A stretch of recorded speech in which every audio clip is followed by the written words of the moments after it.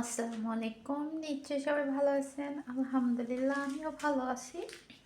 তো এটা হচ্ছে আমাদের ৬ রোজার দ্বিতীয় দিন। আপনাদের ভাইয়া হচ্ছে রোজা রাখতেছে ৬ রোজা। সেটা হচ্ছে ঈদের পরের দিন থেকেই সে রোজা রাখা শুরু করেছে। তো এটা হচ্ছে তার জন্য দিয়ে দেব, কারণ মসজিদে আরও তাদের বন্ধুদের সাথে একসাথে তারা ইফতার করবে। তো আমি ইফতার রেডি করে নিয়েছি। তো আজকে হচ্ছে বেশি কিছু করিনি। এখানে হচ্ছে বুট রান্না করেছি, আর হচ্ছে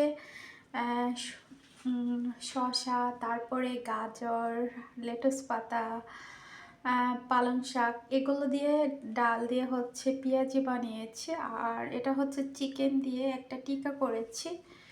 আর এই তো শসা কেটে নিয়েছি। আর এখানে হচ্ছে আনারস